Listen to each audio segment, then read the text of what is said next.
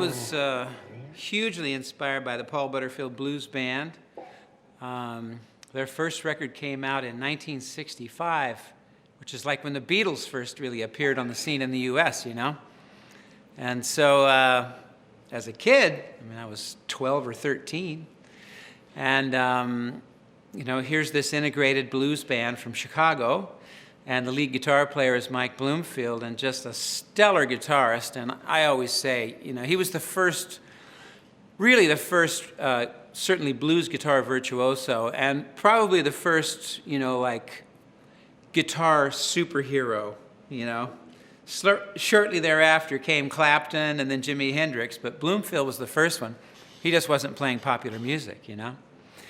So anyway, the first Paul Butterfield Blues Band was very influential, and there were some outtakes from that record that appeared on a little compilation recording that had a bunch of different artists from Elektra Records, which was their label. And one of the songs was written by Paul Butterfield, and it's called Lovin' Cup. And we play it in our sets today. We may play it tonight. Yeah. And the riff on it is very cool. It's kind of a bass line, but it goes like this, like if you counted it, 1, 2, 1, 2, 3.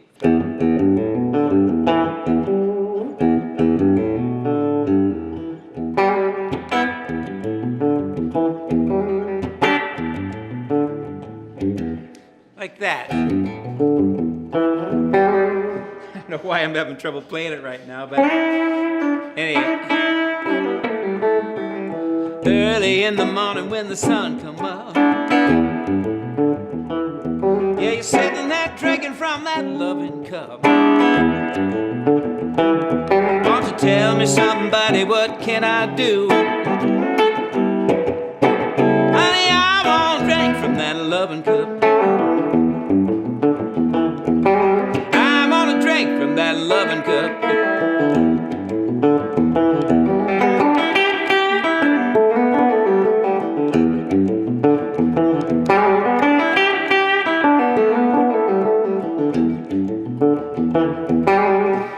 This was very different from pop music and even rock, you know? So I always like to say that band, those first early recordings, and Mike Bloomfield in particular as a guitar player, gave me my direction. For basically, I trace everything I've done right back to that record. Right. I was never a Telecaster guy early in my life. I remember as a kid thinking that the Telecaster was the ugliest musical instrument I'd ever seen in my life, and certainly didn't want one. The first Butterfield Blues Band record, Bloomfield's playing one of these. He's playing, I think, a 63. This is a 1960. But again, in those days, I never like heard a guitar sound and like saw the guitar and thought I should get that guitar to sound like that. Never occurred to me that guitars had specific sounds. So I certainly wasn't looking for a Telecaster, and I started off, my first really good electric 6-string was a Guild Starfire 3, and I thought it sounded like Bloomfield's guitar, you know, which was a Tele. When I, you know, kind of kept growing, I wanted to be a jazz guitar player, I thought. Right. And so I traded that guitar on an L5. I traded the L5 for a Super 400. And then after that, I started being hired to play. I joined the LA Express and Joni Mitchell, and we toured. This was 1974, and the Super 400 certainly didn't work for that situation. So we went looking, and I got a 335. And so the 335 kind of became my signature instrument for some time. But this guitar, I was on the road with my group, the Blue Line. I went into a music store looking for strings in San Francisco. And I just kind of looked to my left at the guitars over there, and this guitar was sitting there. And I'm like, I got to check that out. I walked over to it, picked it up, played it for a minute, and I went, I'll take it. You know, I'm self-taught. So blues was the kind of guitar playing in particular and music that I gravitated towards. Rhythm and blues, too. I mean, I was listening to Aretha Franklin and Wilson Pickett and stuff like that, but particularly Butterfield, James Cotton, B.B. King. Mike Bloomfield. And I just remember playing a show, and I must have been 18 or 19. And I was playing, and I realized that I didn't know any chords, you know. I knew all the cowboy chords, you know, as I like to call them. And I knew how to play a bar chord, you know. And a friend of mine had showed me a 9-chord. And in the blues, 9-chord is king, you know. So I was using that basically all night long. I'm like, I don't know any chords. So I bought a book, and I learned all the chords in that book and the way they were applied in that book, which was basically, you know, it was the Mickey Baker book. And it's these old-timey chord progressions.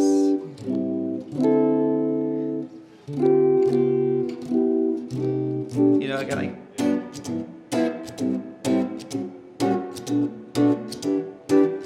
This is exactly one of the things.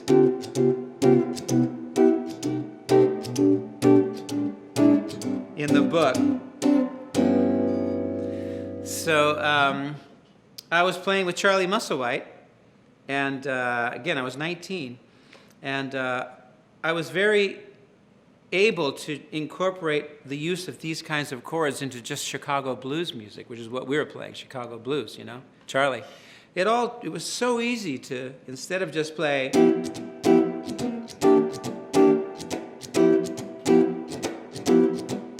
you know, instead of just doing that, right, you could play,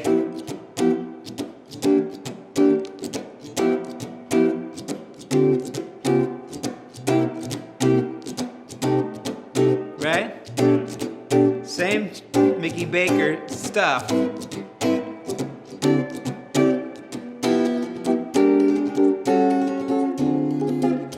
Right, so it all just bingo. So I got my chord thing together, at least my knowledge, right, and how to use it in a blues setting. And then I realized I didn't know what to play over those chords. So I got another book, and I learned all the basic chords, scales out of a book, found which ones applied to which chords, and that was where my harmony thing opened up, and I started playing more sophisticated harmonically. But I never really studied. I didn't transcribe, and I kind of missed that boat, you know, of really learning how those guys played. So everything was by ear, and I just applied those chords, those scales to those chords the same way I applied the pentatonic scale to a blues. Same approach. Those notes work over that chord. What are you going to do with them, you know? Yeah. So here's a diminished scale that goes against that chord. What are you going to do with it? And I would just play it just like I would play a blues, but they'd just be different notes.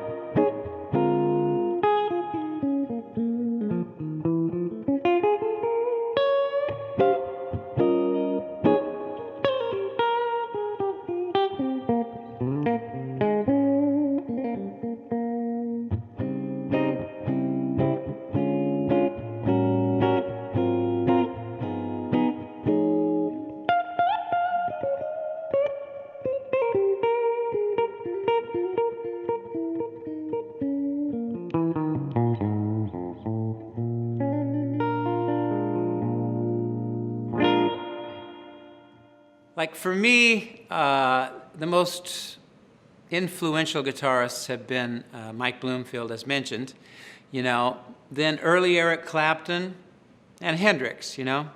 These guys created styles basically coming out of the blues that were completely unique of each other and virtuosic, one of those. One of those. So, you know, you get this incredible diversity in style, you know? So for me, the first Butterfield record is important. It's just called the Paul Butterfield Blues Band. But I would have to put the second one, East-West, which came out only a year later, which is entirely different. Just a completely, hugely big step in a different direction. That in itself is a big lesson. The same with Clapton. His first recording of note was with John Mayall and the Blues Breakers, the first album. It's often referred to as the Beto record, because Clapton's reading that Beto cartoon on the cover. And what followed, which was the first Cream album, Fresh Cream. It's just ridiculous. I got another one, though. No, this is 2, 2, and 2. Right. So the third would be Hendrix, you know.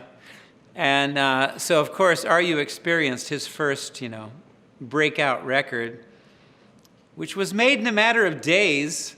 It's insane, the creativity on that record. And no music had been made like that before. It's like from outer space. And then the next record was Axis Bold as Love, which for me, just from a songwriting point of view and conceptual point of view, a big leap, from the first one. Not that the first one isn't as great, and some might say better. But I just liked the way he was flowering, and his sounds, everything about his playing, it was like just coming into this whole new thing. So you have these three guitar players, first and second records, where you just hear this tremendous change. First one's great, next one's entirely different and equally as great.